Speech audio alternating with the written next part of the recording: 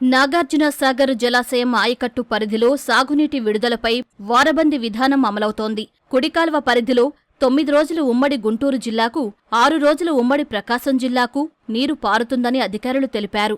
నీటి నిల్వలు తక్కువగా ఉన్న నేపథ్యంలో సాగులో ఉన్న పంటలకు జాగ్రత్తగా నీటిని వినియోగించుకోవాలని సూచిస్తున్నారు.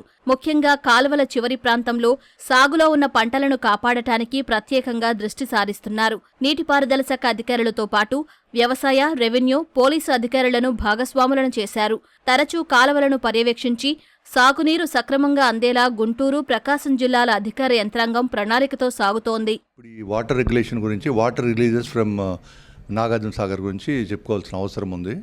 మనకి ఆగస్టు నెలలో మనకి వాటర్ రిలీజెస్ మొదలైనాయండి.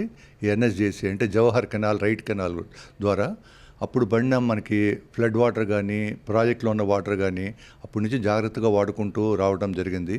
కానీ ఏంటంటే మొత్తం మనకి ఎన్ఎస్జేసీ అనేది 207 కిలోమీటర్స్ లెంగ్త్ ఉంటుంది. సో ఇంత లెంగ్త్లో మనకి కొంత మోడర్నైజేషన్ జరిగింది, కొంత జరగలేదు.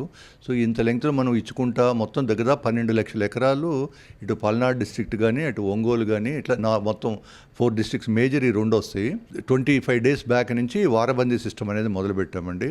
9 డేస్ ఆన్, 6 డేస్ ఆఫ్ అనే ప్రక్రియతో చేస్తున్నాము. ఇప్పటికే ఒక రౌండ్ ఆఫ్ వారబందీ అయిపోయింది, సెకండ్ రౌండ్ ఆఫ్ వారబందీలోకి వచ్చాము. ఇప్పుడు ఈవెన్ పంట కూడా ఆల్మోస్ట్ 90% ఆఫ్ క్రాప్ ఫైనల్ స్టేజ్కి వచ్చేస్తుంది. సో ఈ మంత్ ఎండింగ్ వరకు ఇస్తే 95% ఆఫ్ క్రాప్ అయిపోద్ది. అటు ఐడి కానీ, ఇటు వెట్ కానీ, టోటల్ మొత్తము. ఇంకోటి ఏంటంటే ముఖ్యంగా మనం అబ్జర్వ్ చేయాల్సింది, ఇప్పుడు 154 టీఎంసీ ఉంది నాగార్జున సాగర్లో. అందులో డెడ్ స్టోరేజ్ ఆల్మోస్ట్ 130 అనగా, అంటే మనకి హార్డ్లీ 20-25 టీఎంసీ వాటర్ కూడా లేదు. కాబట్టి ఈ 20 రోజులు 25 రోజులు మనం చాలా జాగ్రత్తగా పొదుపుగా వాటర్ వాడుకుంటే తప్ప బయట పడలేని పరిస్థితి. అందుకే మనం కలెక్టర్ గారి ఆదేశాలతో ఒక 10 డేస్ నుంచి టీమ్స్ కూడా ఫామ్ చేశాము. అటు ఇరిగేషన్ అధికారులు, రెవెన్యూ అధికారులు, పోలీస్ అధికారులు, అగ్రికల్చర్ అధికారులు నిరంతరం టీమ్స్ చేస్తున్నారు. ఎక్కడెక్కడ ఇబ్బంది ఉన్నాయో అన్ని చోట్ల ఈ టీమ్స్ పోయి రెగ్యులర్గా ఇచ్చే వాళ్ళ మీద వీళ్ళు విజిలెన్స్ లాగా చూసుకుంటూ కరెక్ట్గా ఇస్తున్నారా లేదా, ఎక్కడ వాటర్ వేస్ట్ అవుతుంది అనే ప్రక్రియ అనేది మనం ముమ్మరం చేసినాము. దీనివల్ల మనం అవసరమైన చోట కూడా వాటర్ ఇవ్వగలుగుతున్నాము. 1-6 చోట్ల తప్ప చాలా వరకు మనం ఇబ్బంది లేకుండా ఇస్తున్నాము. ఏమంటే మనకి వాస్ట్ ఏరియా, ఇంకోటి స్కాటర్డ్గా, అంటే అక్కడక్కడ వేయటం మూలన వేస్టేజ్ ఆఫ్ వాటర్ కొద్దిగా ఉంటుంది, తప్పదు అది. ప్లస్ కెనాల్స్ కూడా అన్ని లైన్డ్ కెనాల్స్ కాదు, ప్లస్ సమ్మర్ కూడా ఎక్కువైపోయింది. ఎవాపో ట్రాన్స్పిరేషన్ లాసెస్ కూడా బాగా పెరిగిపోయినాయి. అయినప్పటికీ మ్యాక్సిమం కృషి చేస్తున్నాము.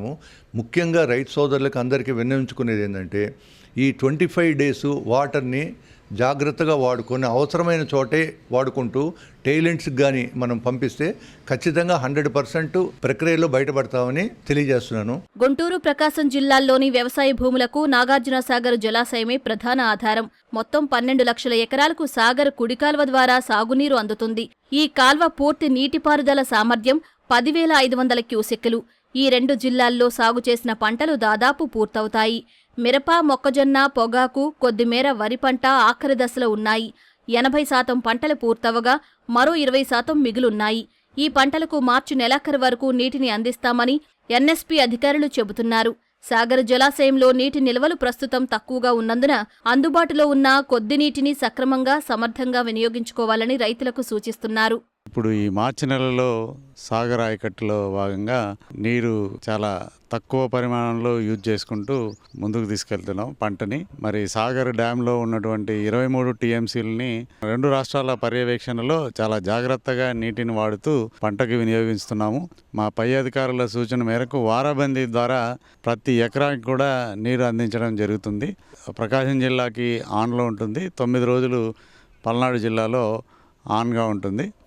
అంటే పల్నాడు జిల్లాలో ఆన్ ఉన్నప్పుడు ప్రకాశం జిల్లాలో ఆఫ్, ప్రకాశం జిల్లాలో ఆఫ్ అన్నప్పుడు పల్నాడు జిల్లాలో ఆన్ ఉంటుందంటే 9-6 రోజుల ప్రకారంగా ముందుకు తీసుకెళ్తున్నాం. మా బ్రాంచ్ కెనాల్లో కూడా మళ్ళీ మేము పైన కింద వారాబందీ ప్రకారంగా, అంటే వితిన్ బ్రాంచ్ కెనాల్లో కూడా మేము ఉన్న 9 రోజుల్లో కొంత భాగం పైన, కొంత భాగం కింద వారాబందీలో భాగంగా కొన్ని పైన ఓటీలు మూసేసుకొని కిందికి తీసుకెళ్తూ చివరి టైలెండ్ ఆయకట్టుకు కూడా నీరు అందించడం జరుగుతుంది.